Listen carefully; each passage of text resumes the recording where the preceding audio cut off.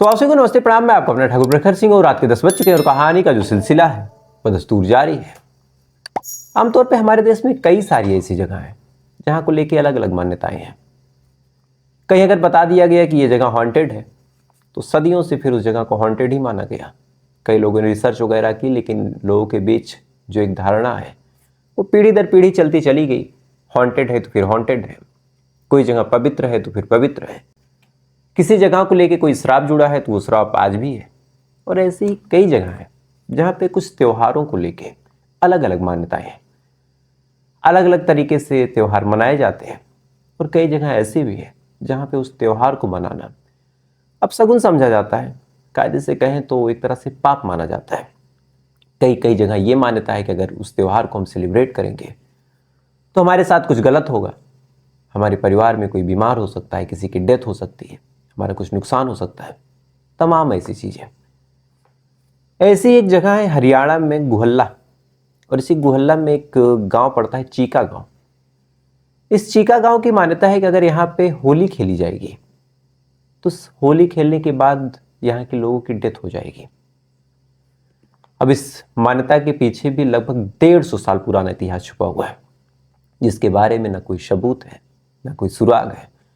बस पीढ़ी दर पीढ़ी ये बात ट्रांसफर होती रही, पीढ़ी दर पीढ़ी लोग एक दूसरे को बताते रहे, और आज भी इस गांव में ये मान्यता चलती आ रही है। तो पूरी कहानी क्या है वो आपको बताता हूं। हरियाणा के गुहल्ला में एक गांव पड़ता है चीका, और बात लगभग 150 साल पुरानी है। इस चीका गांव में एक बाबा रहा करते थे। बाबा काफी मशहूर थे। तप, ध्यान, पूजा पाठ करना, ये तमाम चीजें वो किया करते। कई सारे उनके भक्त भी थे, कई सारे उनके श्रद्धालु भी थे। उनको लोग देखने आया करते थे, उनसे अपनी समस्याओं का हल लेने आया करते थे। परिवार में अगर कोई बीमार हो तो उसके बारे में डिस्कस करने आया करते थे।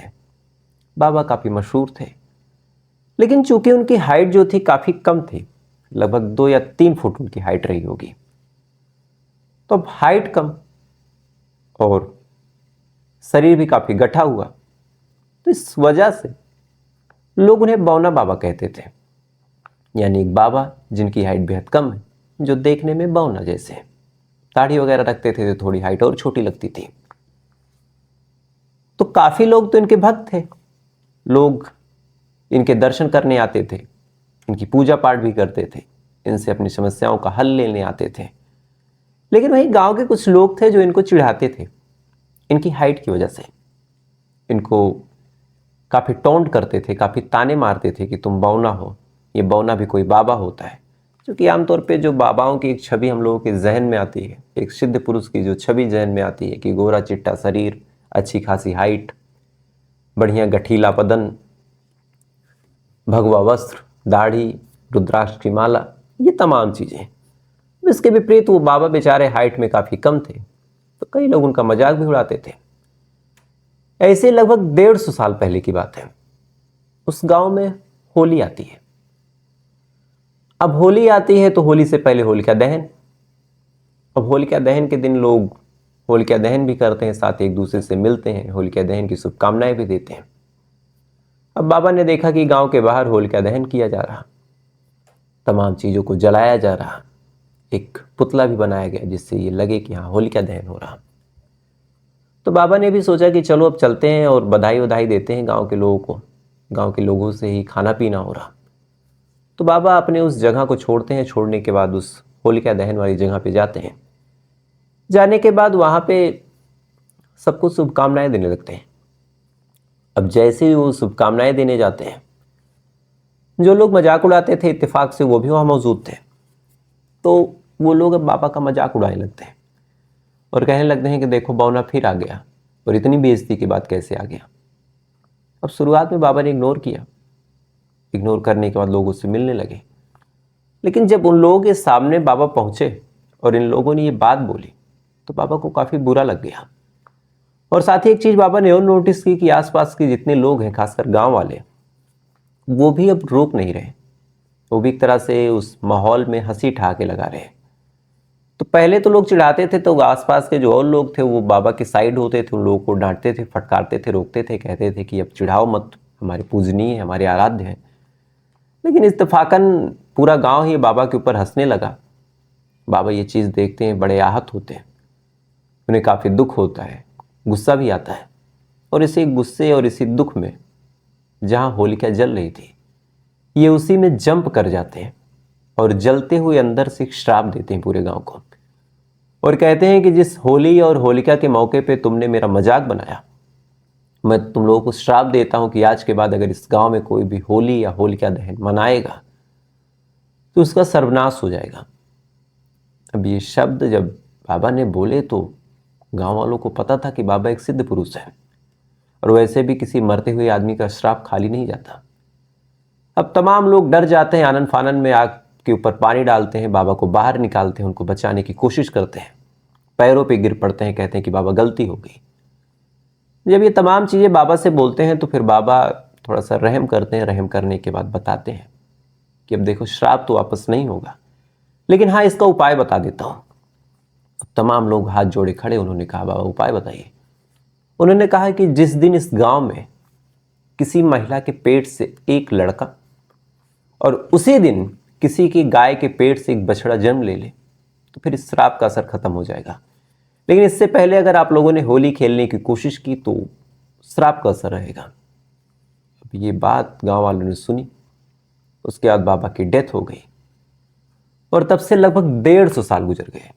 तमाम चीजें हुई, तमाम वैज्ञानिक युग आया, लेकिन आज भी उस गांव में कोई होली नहीं खेलता, क्योंकि महिलाओं के बच्चे भी हुए, गाय का बछड़ा भी हुआ, लेकिन आज तक ऐसी कोई तारीख आई ही नहीं उस पूरे गांव में जहां पे गाय का बछड़ा और महिला का बच्चा एक ही तारीख पे हो। तो पूरा गांव इस इंतजार में है कि कब ऐसी तारीख आएगी जब गाय का बछड़ा और महिला का बच्चा एक ही तारीख पे हो, और उसके बाद से हम लोग होली खेल सकें। बीच में कुछ लोगों ने कोशिश भी की थी, लगभग 40-50 साल पहले, लेकिन जैसे उन्होंने कोशिश की, कुछ की मौत हो गई, कुछ का एक्सीडेंट हो गया, कुछ बुरी तरह बीमार भी हुए। तो फिर ये लगने लगा कि शायद बाबा के श्राप में आज भी ताकत है। उसके बाद से किसी ने कोशिश नहीं की, और आज भी श्राप उस गांव में जिंदा है। ये रही एक जगह की कहानी। अब ऐसी एक दूसरी जगह है, और वहां तो लगभग 300 सालों से 10,000 लोगों ने होली नहीं खेली। लगभग 100 साल पहले कुछ लोगों ने कोशिश की थी, उन तमाम लोगों की मौत हो गई। कहानी झारखंड की है। झारखंड का एक जिला लगता है बोकारो, और इसी बोकारो जिले में एक गांव पड़ता है। बेसिकली एक पहाड़ी है, दुर्गा पहाड़ी। उसी पहाड़ी के इर्द गिर्द एक इलाका है दुर्गापुर। कहानी इसी दुर्गापुर से जुड़ी हुई है। कहते हैं कि इस गांव में एक ऐसा श्राप है कि अगर यहाँ कोई होली खेलेगा तो उसकी फौरन मौत हो जाएगी। और इस कहानी की शुरुआत लगभग 300 साल पहले होती है, 1724 में। 1724 में इसी दुर्गापुर के जो राजा थे, उनका नाम था दुर्गा प्रसाद। उसी दुर्गा पहाड़ी के नाम पे उस गांव का भी नाम पड़ा। राजा का नाम भी दुर्गा प्रसाद था।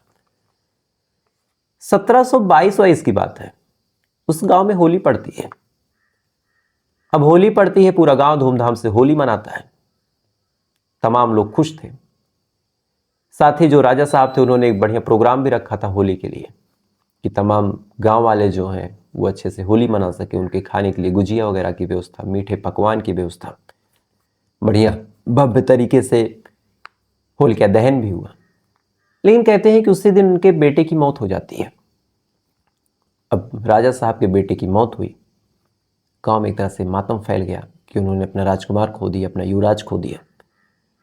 तो अगली साल तो ऐसे भी अगर कहा जाता है कि किसी भी घर में किसी त्योहार के दिन डेथ हो जाए तो उस त्योहार को फिर, ये हिंदी का एक शब्द है हड़ही, या फिर निषेध कहा जाए शुद्ध शब्दों में, तो त्योहार फिर निषेध हो जाता है। लोग उसे नहीं मनाते, कम से कम कुछ सालों तक तो एकदम नहीं मनाते, क्योंकि कहा जाता है कि ये त्योहार हमारे लिए शुभ नहीं है।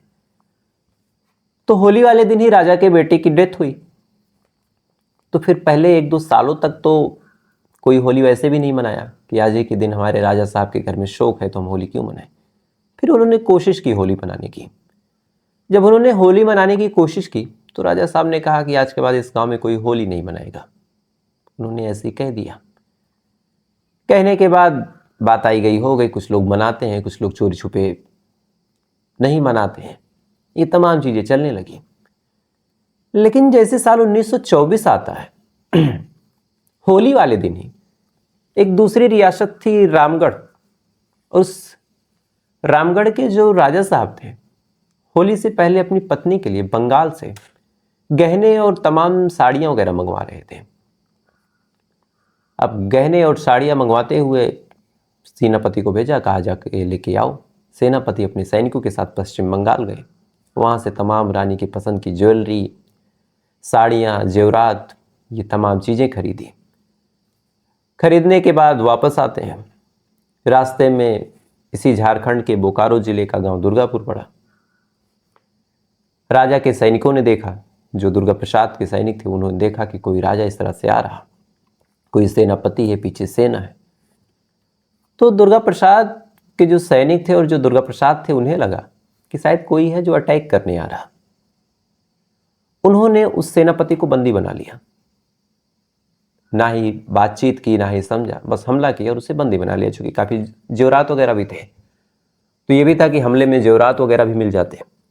ये बात रामगढ़ के राजा को पता चली, काफ़ी नाराज हुए। चूंकि युद्ध का कोई माहौल नहीं था, युद्ध के भी अपने कुछ नियम होते हैं।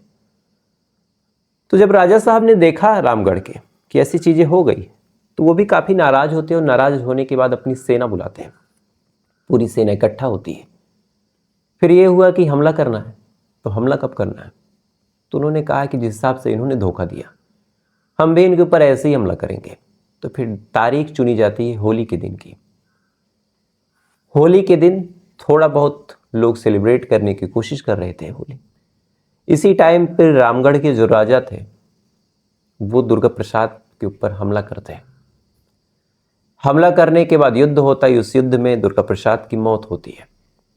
मौत होने के बाद जो रानी थी वो भी पानी में कूद के अपनी जान देती हैं और देते हुए फिर एक लाइन बोलती हैं कि अगर आज के बाद यहाँ किसी ने होली मनाई, चूँकि होली के माहौल में आसपास के जो लोग थे वो व्यस्त हो गए थे, कुछ भांग के नशे में थे, कुछ सेलिब्रेट कर रहे थे, जिस वजह से वो समझ नहीं पाए कि हमला कब हुआ। तो इसी वजह से रानी ने भी श्राप दिया कि आज के बाद अगर यहाँ कोई होली मनाएगा तो ये होली उनके लिए नुकसानदायी होगी, उनके लिए सही नहीं होगी। रानी श्राप देते हुए नदी में कूदती हैं, रानी की डेथ हो जाती है। अब राजा भी गए, रानी भी गई, राजकुमार की पहली मौत हो गई।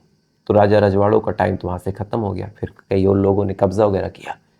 लेकिन उसके बाद से दुर्गा पहाड़ी के आसपास लगभग जो दुर्गापुर गांव है वहाँ पे 12 जातियों के टोले हैं। इनमें से किसी ने भी होली मनाने की हिम्मत नहीं की। लगभग 100 साल गुजर गया, क्योंकि पहले होली के दिन राजकुमार की मौत, 2-3 होली गुजरने के बाद राजा और रानी की मौत, और भी तमाम राज्य में हादसे होने लगे। क्योंकि जिस दिन रामगढ़ के राजा ने हमला किया तो उस दिन कई सैनिक वगैरह भी मरे थे। तो ये चीज़ है। तो फिर अब गांव वालों ने डिसाइड किया कि हम होली नहीं मनाएंगे, क्योंकि होली सूट नहीं कर रही। और राजा की रानी जो थी वो डेथ करते टाइम उन्होंने श्राप भी दिया। लगभग 100 साल गुजर गए। 100 साल गुजर गए, किसी ने होली नहीं मनाई। आसपास के जो जनजातियां उन्होंने भी फिर मना कर दिया कि हम होली नहीं मनाएंगे।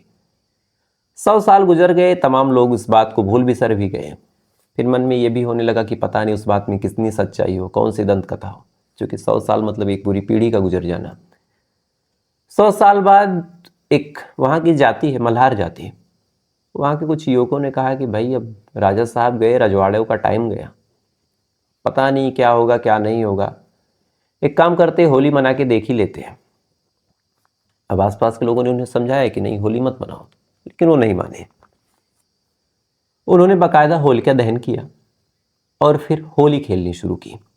और कायदे से इस पूरी कहानी में यहाँ से ट्विस्ट आ गया। होलिका दहन भी की, होली भी खेली। रात को होली खेल के सोते हैं। सुबह 5 लोग ऐसे थे जो उठ ही नहीं पाते, उनकी डेथ हो जाती है। और जितने लोग थे लगभग 8, 10, 12, 15 जो भी रहेंगे, उन सब की तबीयत बहुत भयानक तरीके से खराब। अब एक तो जब 5 लोगों की डेथ हुई तो सबके दिमाग में आया कि राजा की रानी का वही श्राप, और राजा ने भी फरमान जारी किया था। इधर अब 5 लोगों की डेथ हो, साथ ही इतने लोगों की तबीयत खराब, लोगों के पसीने छूट गए कि अब क्या किया जाए। उन्होंने कहा कि भैया आप कुछ व्यवस्था करो। फौरन ये लोग जाते हैं दुर्गा पहाड़ी पे, वहाँ पे काफ़ी पूजा पाठ करते हैं, अपने देवता जो उनके कुल देवता थे उनको काफ़ी मनाते हैं। काफ़ी मिन्नत करते हैं, तब जाके इन लोगों की जान बचती है।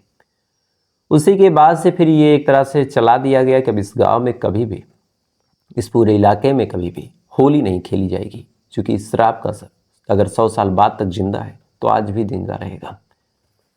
तो तब से लेके 2024 आ गया, इस पूरे इलाके में 10,000 से ज़्यादा लोग रहते हैं। अलग अलग जाति, अलग अलग जनजाति के लोग रहते हैं।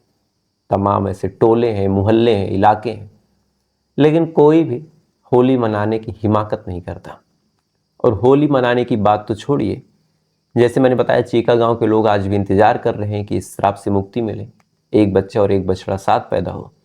इस गांव के लोग उस दिन बाकायदा शोक मनाते हैं, क्योंकि राजा रानी की डेथ हुई और साथ ही उन 5 नौजवानों की डेथ हुई। तो यहाँ पे होली के दिन शोक मनाते हैं, कोई शुभ काम नहीं करते, पूरा दिन उदास रहते हैं, क्योंकि ये गांव उनके लिए एक श्राप है। ऐसी कोई और भी जगह है जहाँ पे ऐसी ऐसी मान्यताएं हैं कि होली खेलने पे अनिष्ट होता है, बुरा होता है, लेकिन ये 2 मेजर जगहें थी जहाँ पे होली को लेके अलग अलग मान्यताएं, और दोनों जगहें श्राप से जुड़ी हुई हैं कि अगर यहाँ पे होली खेली जाएगी तो कुछ अनिष्ट होगा। एक जगह 300 साल पुरानी और एक जगह 150 साल पुरानी। खैर, अगर आपके इलाके में भी कोई ऐसी मान्यता हो तो कमेंट करके जरूर बताइएगा। साथ ही ऐसी कहानियों को सुनने के लिए वीडियो को लाइक करके, चैनल को सब्सक्राइब करके अपना प्यार दीजिएगा। तो आपसे कल फिर मुलाकात हुई किसी दूसरी कहानी के साथ। तब तक अच्छे रहिएगा, खुश रहिएगा, अपना ख्याल रखिए, अपने देश का ख्याल रखिए। जय हिंद, वंदे मातरम।